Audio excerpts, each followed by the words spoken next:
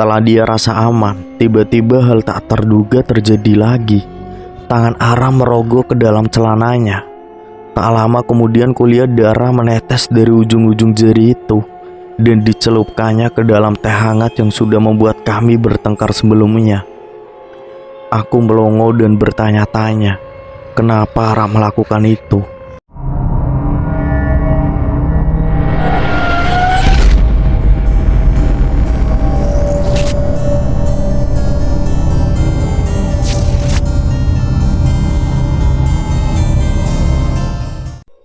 Panggil aja Ara. Dia adalah sahabatku di bangku SMA. Kami sangat akrab hingga tak ada sedikit pun rahasia di antara kami, apalagi soal pacar. Ara adalah seorang primadona di sekolah kami. Banyak disukai karena anaknya supel, periang, dan tidak pilih-pilih teman. Meski begitu, Ara tidak pernah memanfaatkan itu semua untuk menjadi seorang playgirl. Hanya saja kalau hari ini putus, besok udah dapat pacar lagi. Emang nasibnya orang cantik, ya kan? Setiap ganti pacar aku adalah orang pertama yang dia beritahu. Aku bukanlah gadis yang matre atau pilih pacar secara fisik. Setauku dia hanya suka cowok yang romantis dan lucu. Urusan duit sama muka belakangan. Hingga suatu hari kulihat Tara menangis di kelas saat pulang sekolah. Di sana aku lihat dia tak sendirian. Ternyata dia sedang bersama pacarnya. Panggil saja Aryo. Karena tidak mau ikut campur, aku putuskan untuk menunggu di luar kelas. Setelah kulihat Cayo keluar, aku bergegas masuk ke dalam menghampiri Ara.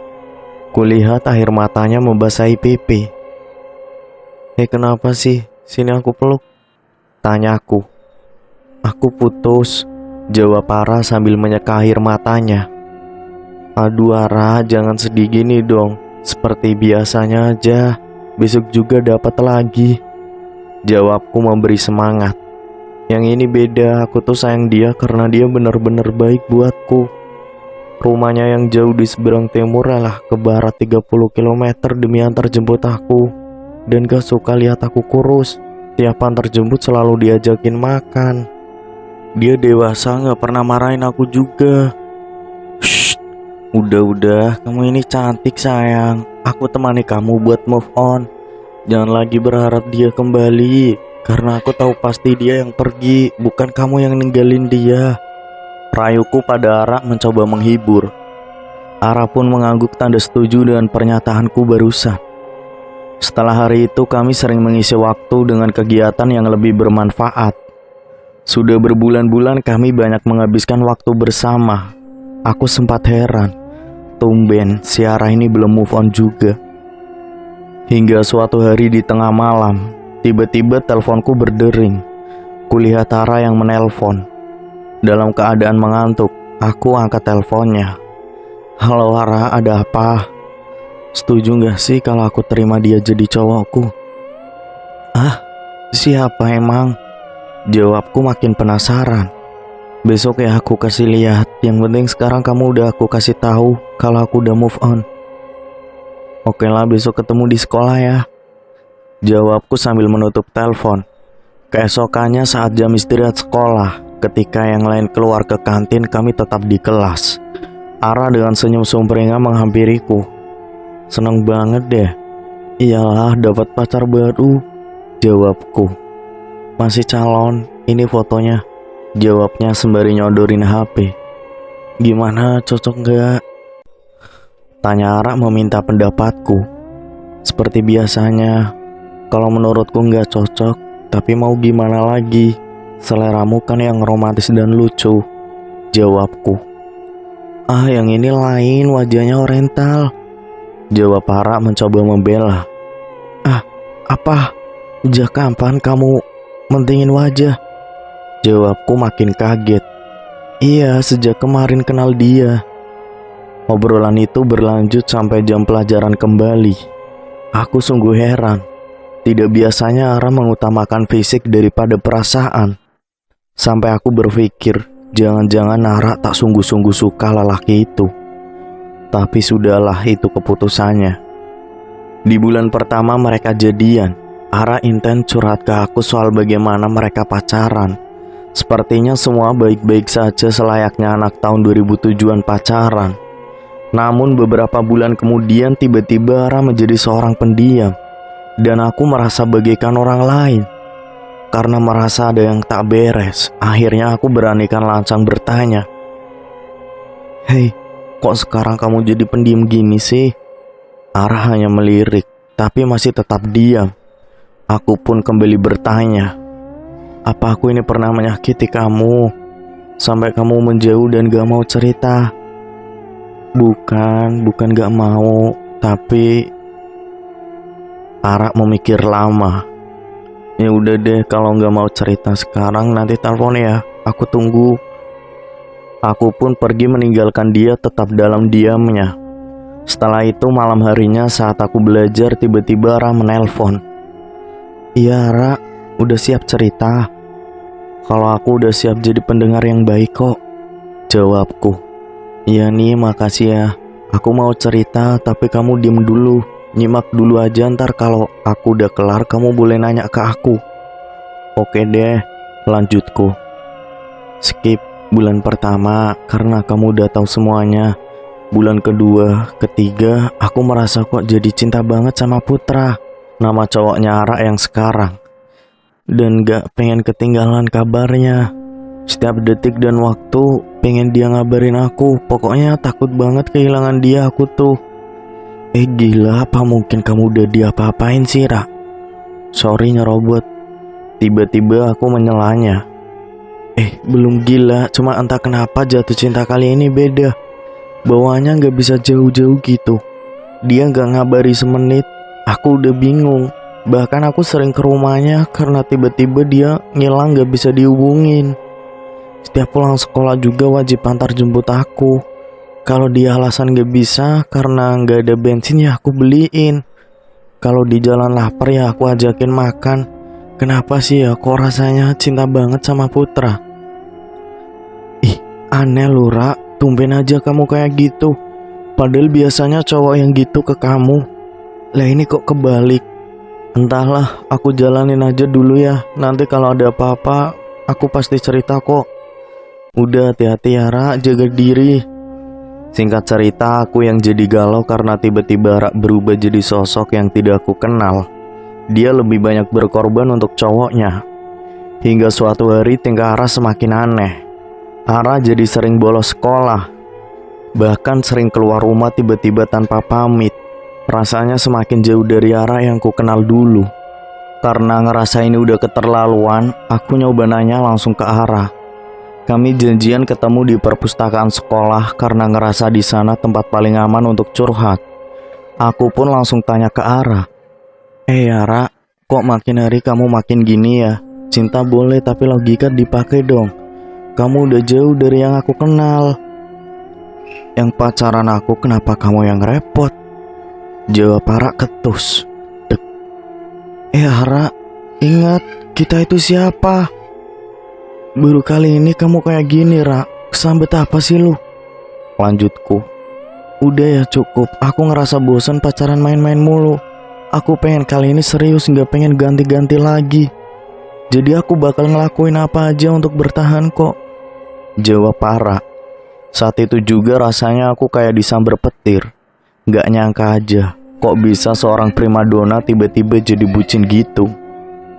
Karena rasa kasihanku ke Ara, akhirnya aku putusin buat ngasih tahu kakaknya tentang masalah perubahan sikap Ara ini.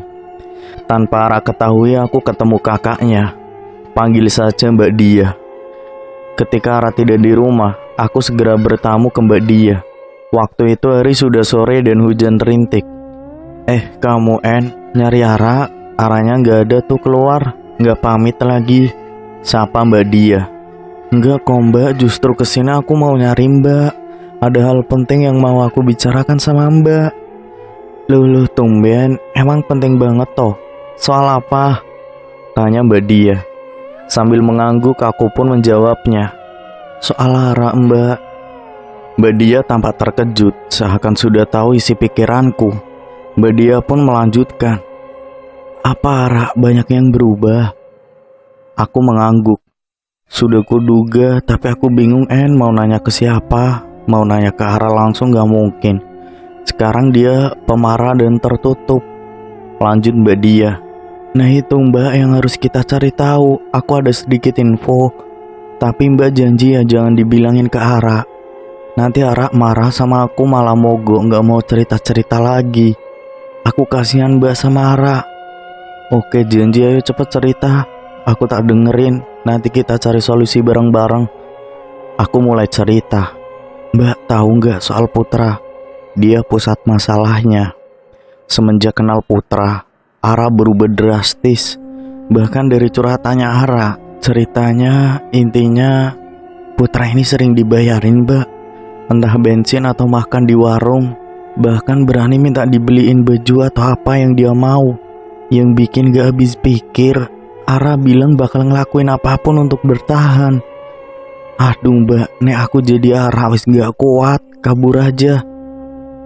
Astaga, diku sampai kayak gitu. Padahal dulu gak gitu kalau pacaran. Oke besok Mbak akan cari tahu soal Putra, asal usul keluarganya. Tugas kamu nyari tahu di mana sekolahnya Putra ya. Pinta Mbak Dia. Siap Mbak, demi keselamatan Ara aku siap melakukan apapun. Aku pun pamit pulang. Lalu keesokannya aku melakukan tugas dari Mbak Dia dengan sempurna. Dan kami akan bertemu lagi 3 hari kemudian. Sore itu. Sejauh apa Ara curhat ke kamu? Tanya Mbak Dia. Kata Ara dia sering main ke rumah Putra. Di sana Ara sering disuruh makan sama minum. Bahkan kalau pulang suka dibawain makanan atau lauk. Jawabku. Makanya dia sering banget bawa pulang lauk. Ternyata dari rumah si Putra ya. Aku hanya mengangguk, mengiyakan. Tiba-tiba Mbak Dia tercekat. Gawat ini. Gumam Mbak Dia. Kok gawat? Kenapa emang Mbak? Tanyaku penasaran. Bisa jadi lauk itu yang bikin Ara berubah. Ucap Mbak Dia. Loh kok bisa? Tanyaku penasaran. Aduh kamu Ki, besok wis tak jelas ke. Mbak mau ke rumah orang pintar dulu. Mau nanyain kenapa adikku bisa jadi se-error ini. Aku hanya bengong dan semakin bingung melihat Mbak Dia kalang kabut sendiri. Merasa khawatir dan penasaran, aku memilih menunggu informasi dari Mbak Dia. Beberapa hari lamanya Mbak Dia tidak ada kabar. Sambil menunggu aku mendekati Ara lagi supaya Ara mau terbuka lagi padaku. Namun sia-sia. Sekarang Ara benar-benar tertutup. Sepertinya dia menaruh curiga padaku karena telah membocorkan rahasia hubungannya dengan Putra. Aku merasa di-unfriend oleh Ara. Di tengah kegalauan tiba-tiba Mbak Dia menghubungiku dan meminta aku datang ke rumah. Aku pun bergegas pergi. Sesampainya di sana, Mbak Dia langsung menyuruhku masuk ke rumah. Sini masuk, duduk cepat. Iya Mbak, iya gimana Mbak? Tanyaku. Sebelumnya sorry ya Ain. Dengan terang-terangan abis kita ngobrol dulu itu, Ara langsung tak bawa ke orang pinter. Merinding aku. Cerita Mbak Dia.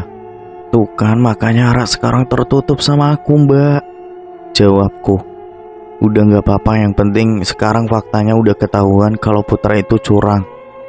Yang bener Mbak. Curang gimana? Tanyaku kaget. Ara itu udah kena guna-guna lewat makanan sama minuman yang Ara makan dan bawa pulang dari sana. Setelah Mbak selidiki, si Putra ini kakeknya seorang dukun. Bukan seuzon ya, tapi perubahan Ara itu gak lazim. Mbak serem deh. Balasku masih terkejut. Iya bener, orang pinter. Bilang kata si dukun Ara tuh udah kenyang-kemenyan sama kembang. Sekarang gini deh, kalau Ara bisa dicegah untuk kesana lagi, mungkin bisa berkurang pengaruh guna-guna itu. Pinta Mbak Dia. Aku usahain bakalan bantu Ara Mbak buat tetap stay di rumah kok. Jawabku. Makasih ya, beneran aku ngerasa banyak terbantu sama kamu. Sama-sama Mbak. Sejak saat itu aku mulai mengatur strategi untuk menjaga Ara supaya nggak lagi ketemu sama Putra. Karena Putra tidak pernah mau datang ke rumah Ara. Namun Ara yang dipaksa untuk keluar dari rumah untuk bertemu Putra. Aku pun lebih sering main ke rumah Ara dan pulang pergi bersama. Hingga suatu hari Ara tiba-tiba menolak untuk kutemani saat berangkat sekolah. saat ku telepon Ara buat janjian berangkat bareng lagi ke sekolah. Ara, nanti kita masuk siang, barengan lagi ya, ajakku. Sorry En, aku gak bisa, di rumah lagi repot, jawab Ara. Oh gitu. Iya, motornya mau dipakai belanja ke pasar, jadi nanti aku berangkat awal naik angkot. Ya udah deh, kalau gitu nanti ketemu di sekolah ya. Oke deh. Percakapan lewat telepon pun kami sudahi. Siang hari saat aku sampai di sekolahnya, ternyata Ara belum sampai. Aku pun menantinya di gerbang sekolah. Bel masuk kelas sudah berbunyi sekitar 15 menit yang lalu. Namun Ara belum juga sampai. Hingga pada akhirnya aku lihat dia tergopoh-gopoh lari ke dalam sekolah. Dan di luar gerbang kulihat Putra di atas motornya. Ternyata Ara janjian sama Putra saat berangkat sekolah. Sampai di kelas Ara lebih banyak diam sampai jam sekolah selesai. Begitu terus sampai berhari-hari. Bulan berganti, Ara jadi sering sedih dan menangis. Setiap sampai di sekolah matanya sembab. Aku semakin kasihan. Karena sudah tak tahan lagi, aku mencoba membujuk Ara untuk bercerita. Ra, kalau kamu ingin mengatakan sesuatu, aku siap mendengarkan. Atau mungkin ada yang ingin kau ungkapkan, tapi aku tidak siap berbicara. Teleponlah aku, kapan aja aku siap kok. Ara hanya mengangguk. Berhari-hari ku tunggu Ara tak kunjung menghubungiku. Dan tiba-tiba tepat 2 tahun usia pacaran mereka, Ara menelpon. Di seberang sana ku dengar suaranya menangis sesenggukan. Sampai-sampai sapaanku tak dijawab olehnya. Setelah menunggu beberapa lama, Ara mulai berbicara. Please, kuatkan aku, jangan pergi meski aku menyebalkan. Kenapa tiba-tiba kamu bicara begitu? Aku akan tetap ada sebagai pendengarmu yang baik. Tiba-tiba Ara berbicara. Jangan jijik sama aku ya. Aku kaget. Kenapa Ra kamu? Aku ucap Ara terbata-bata. Aku kotor En. Setelah ngomong begitu Ara kembali menangis sejadinya. Aku pun ikut nangis karena tahu apa yang Ara maksud. Ara, kamu di mana? Yuk aku temani. Aku di rumah, please peluk aku, jawab Ara sambil menangis. Oke, aku kesana sekarang. Lalu aku bergegas ke rumah Ara. Sesampainya di sana dan kutemui Ara di kamarnya.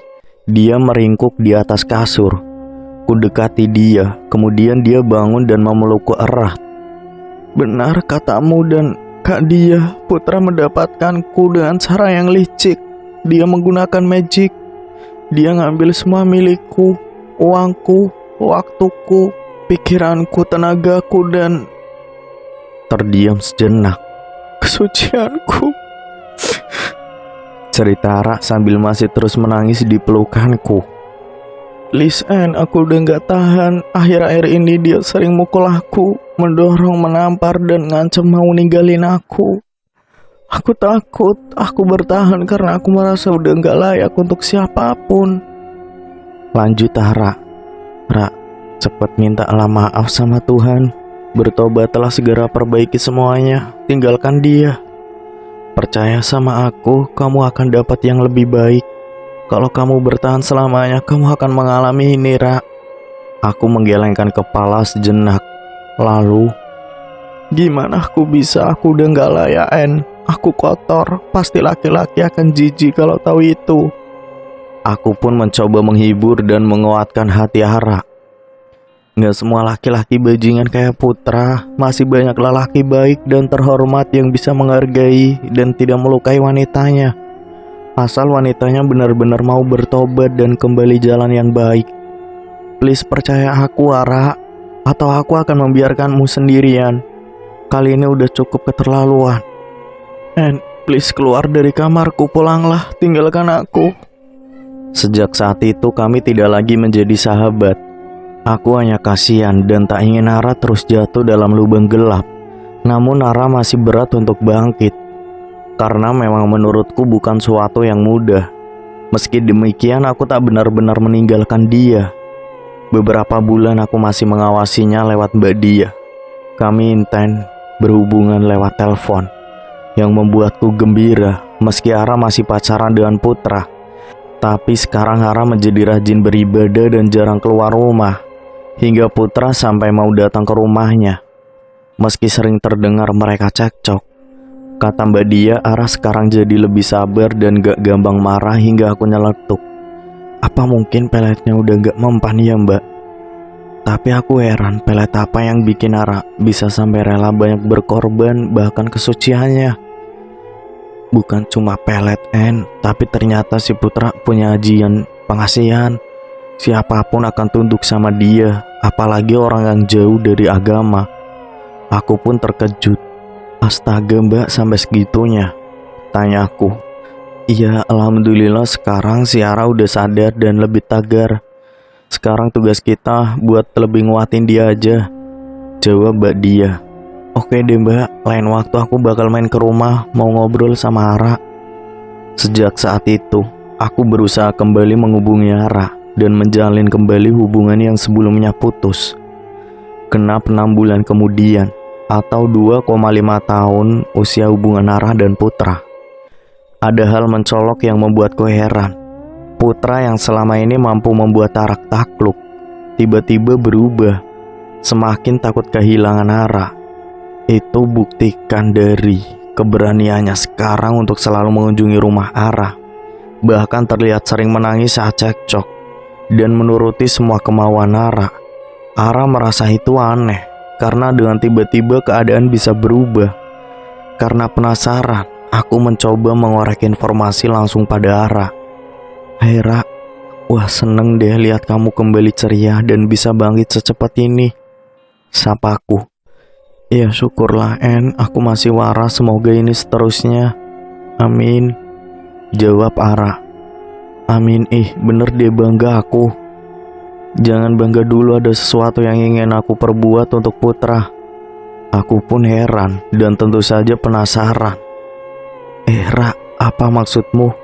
Tanya aku. Lihat aja nanti.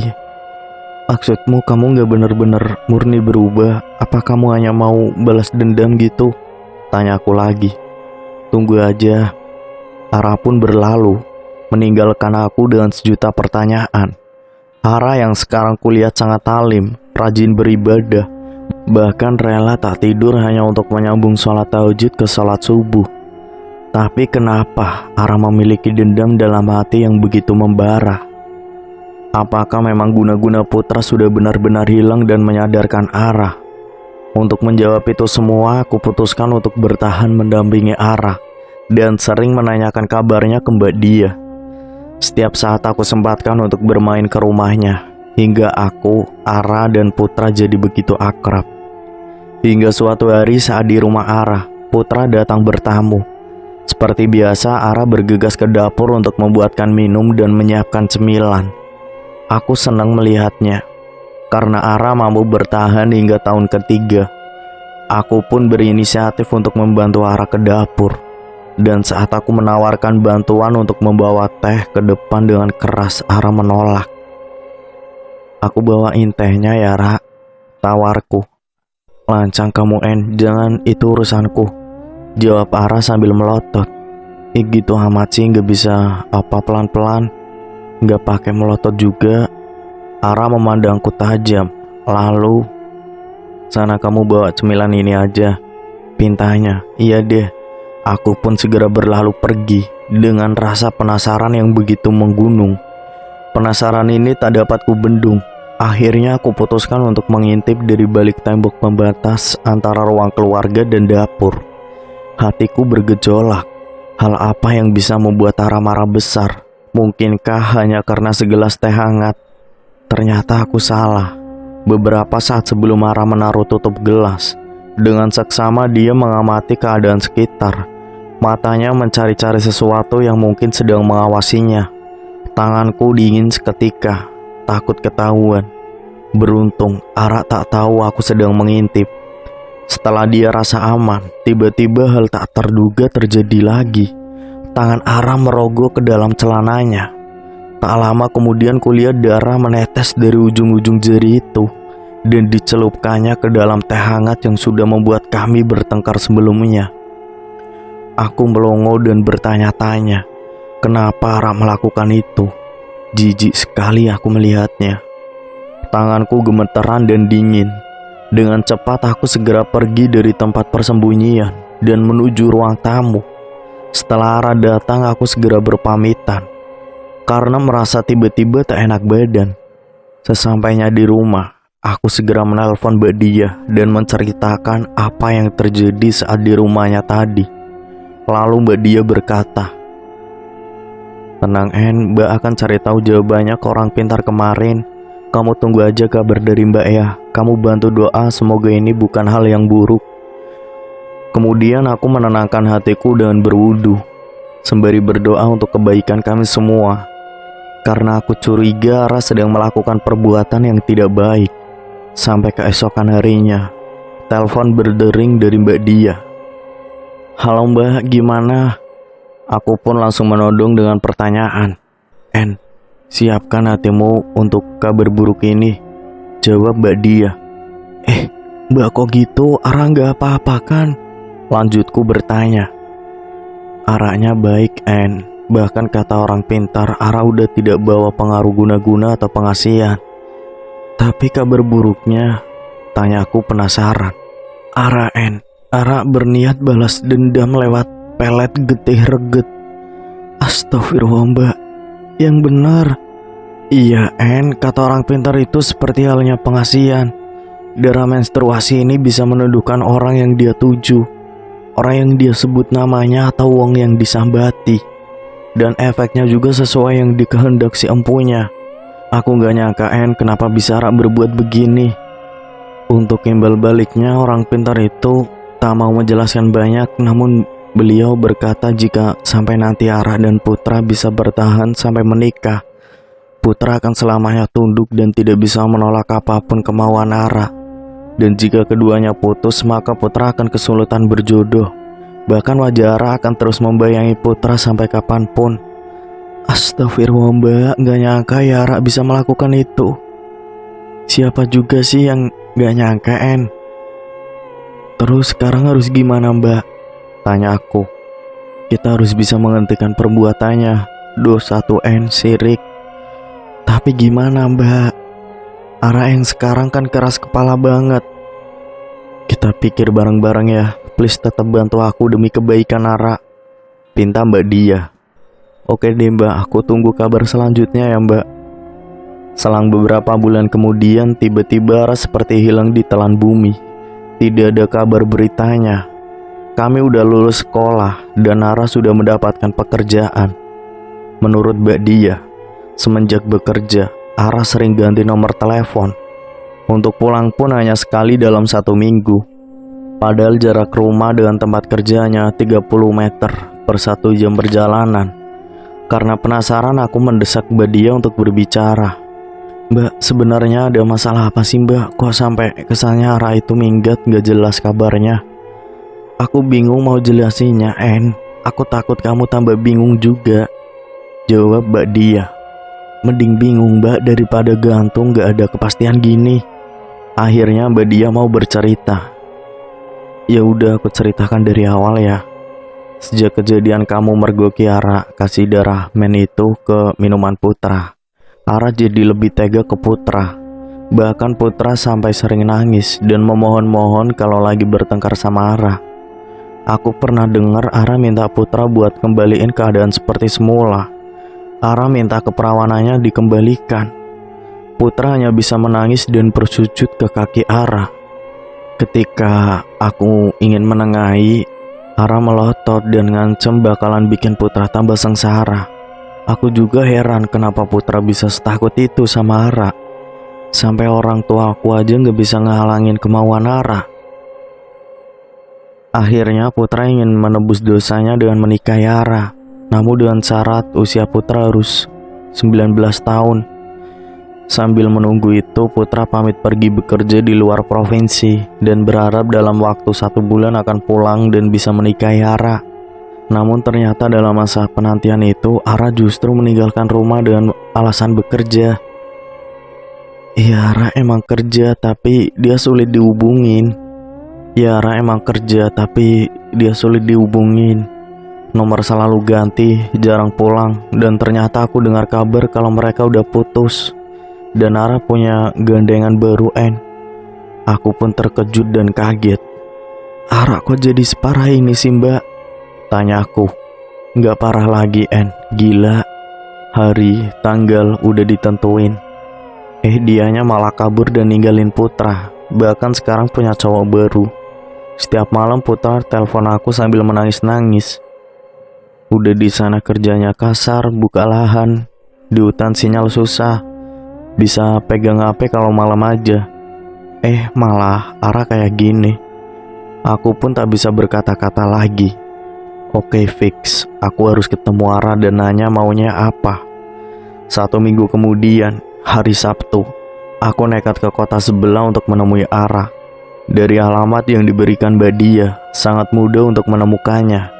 Kami pun bertemu dan mengobrol. Ra, kok kamu sekarang jadi gini sih? Kalau kamu kesinanya buat hakimi aku, mending kamu pulang, En. Nggak gitu, kamu itu pada dasarnya baik, Ra. Tapi kok tiba-tiba begini sih? Aku tuh udah capek banget ya ngadepin Putra. Aku sejak awal emang udah keliru. Kenapa milih dia? Kenapa mendingin tampang doang? Kurang apa aku? Aku udah sabar. Aku nurutin apapun kemauan dia. Ternyata dia manfaatin aku. Bahkan tega main tangan sama aku. 3 tahun itu gak sebentar, En. Sakit jiwa raga aku. Aku cuma mau Putra ngerasain apa yang aku rasain selama 3 tahun ini, En. Dan setelah itu ketika dia udah sakit, sadar dan minta maaf, aku udah hilang dari kehidupan dia. Gila gak sih cewek sebaik aku terus masih dia tundukin pakai guna-guna.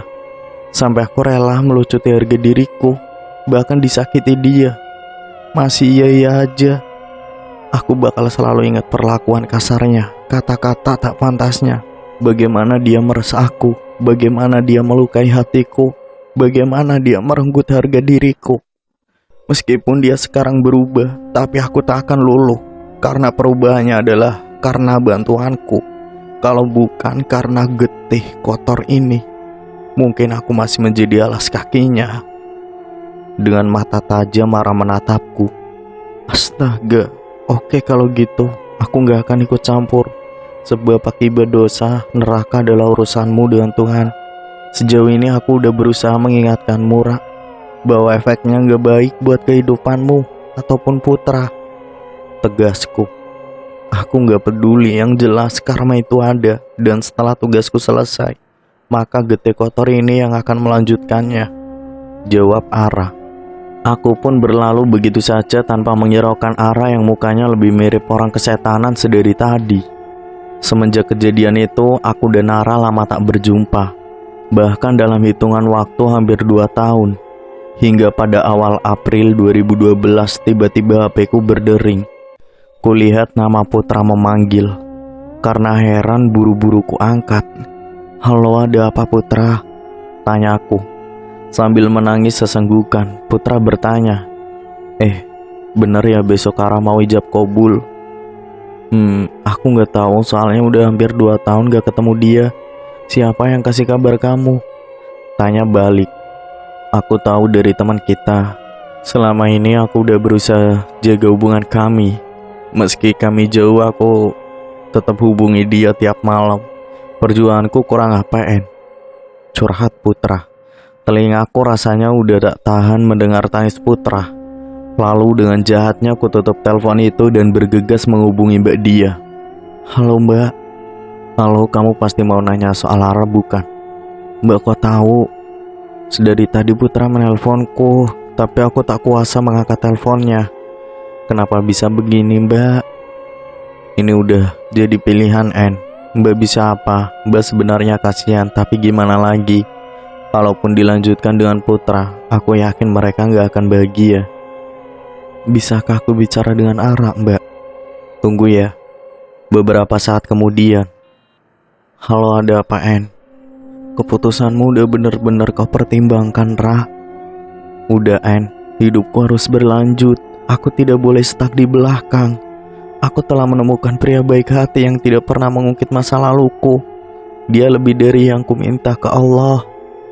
Apa kamu masih ingat apa yang kamu perbuat ke Putra? Iya masih En, sudah kukatakan tugasku selesai dan biar Getih kotor itu yang melanjutkan tugasnya. Itu sudah bukan urusanku lagi.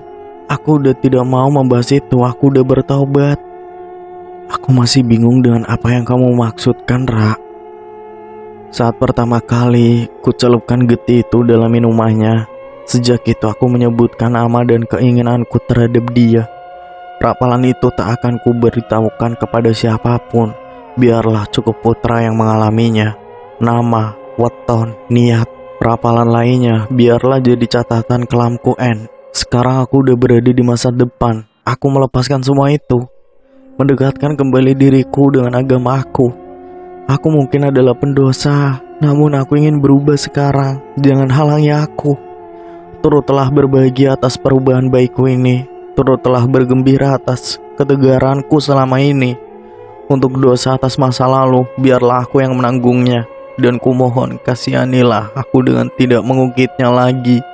Karena sudah ada lelaki baik hati yang rela menanggung dosaku juga. Aku pun hanya bisa terdiam mendengar cerita dari Ara. En, hari ini aku melakukan ijab qabul, doakan untuk kebahagiaan kami ya. Aku hargai yang kamu lakukan, Ra. Doaku selalu baik untukmu. Semoga kamu istiqomah ya. Amin. Percakapan kami berakhir dan hatiku berdebar kencang. Seakan tak percaya ada hal segila ini terjadi di sekitarku. Pelet, haji pengasihan yang dikalahkan oleh Getih reget atau darah kotor. Hal yang tak masuk akal, namun dialami oleh orang terdekatku. Semenjak itu Putra sering menghubungiku guna mendapatkan informasi tentang kehidupan Ara. Bahkan seringkali dia menangis dan bercerita padaku tentang perasaannya. Bahkan tak jarang Putra menelponku dalam kondisi mabuk. Dia mengaku hampir gila karena bayangan Ara terus saja ada di depan matanya. Dia mengakui penyesalannya yang telah menyia-nyiakan Ara selama itu. Putra merasa sekarang hidupnya sulit. Dari segi apapun, aku hanya bisa menenangkan hatinya dengan sedikit semangat dan saran agar dia tetap melanjutkan hidupnya untuk bertaubat. Semenjak itu Putra pun hilang tanpa kabar sampai kurang lebih 5 tahun usia pernikahan Ara. Saat Ara mengandung anak kedua, Ara bercerita padaku. Waktu itu tiba-tiba di HP Ara masuk sebuah SMS. Senang melihatmu bahagia, selamat atas kehamilanmu. Ara menodongku dengan pertanyaan, apakah aku yang memberitahukan kepada Putra? Aku pun mengelak karena memang sudah lama Putra menghilang. Lalu keesokan harinya kembali lagi ada SMS masuk. Sebenarnya aku hanya merindukanmu, hingga sengaja lewat depan rumahmu. Kemudian Ara bercerita padaku atas kejadian ini. Kamu Sira aneh-aneh, kenapa sih harus dibalas dengan jalan yang sama? Gak bisa apa lebih rajin ibadah, menyerahkan semuanya sama Allah? Aduh itu lagi yang kamu bahas En. Sekarang kan udah aku serahin sama Allah. Kamu gak takut kalau Putra berbuat nekat? Mau nekat ngapain? Buka rahasia. Duh, suamiku udah tahu semua. Aku jujur sama dia kecuali soal Getih reget itu. Sudahlah Ra, aku lama-lama takut juga sama kamu. Ya makanya biarin aja tuh Putra, gak usah ditanggepin. Terserah deh. Sejak saat itu Ara sering menerima SMS dari nomor HP yang sama. Meskipun Ara berganti nomor, tetap saja dia tahu. Bahkan ada 2 SMS yang bisa bikin Ara takut. Aku pun menunjukkan pesan itu. Sampai kapanpun akan kutunggu jandamu. Yang kedua, apa yang sudah kamu berikan padaku sehingga aku seperti ini. Tolong jika aku salah maafkanlah. Namun tidak pernah satu SMS pun Ara balas. Bahkan kabar terakhir yang aku dapat, sampai sekarang Putra kesulitan untuk mendapatkan jodoh. Ketika ada perempuan yang mau untuk dinikahi, namun orang tuanya tidak merestui. Dan ketika ada orang tua perempuan yang merestui, tapi perempuannya sulit untuk diajak menikah. Usut punya usut, Putra sulit menemukan perempuan idaman. Karena yang dia mau adalah sosok seperti Ara. Bayangan Ara selalu membayangi hidupnya. Terkadang tak sampai hati aku memikirkan itu semua. Merasa gak mampu kalau menjadi Ara maupun Putra. Dan bagaimanapun dengan Arah, mungkin memang belum waktunya teguran itu datang. Itulah kisah cerita Arah yang balas dendam dengan pelet getih kotor. Semoga dari cerita ini kita bisa ambil pelajaran dan hikmahnya. Semoga juga kita tetap dalam lindungan Allah Subhanahu wa Ta'ala. Saya pamit undur diri. Wassalamualaikum warahmatullahi wabarakatuh.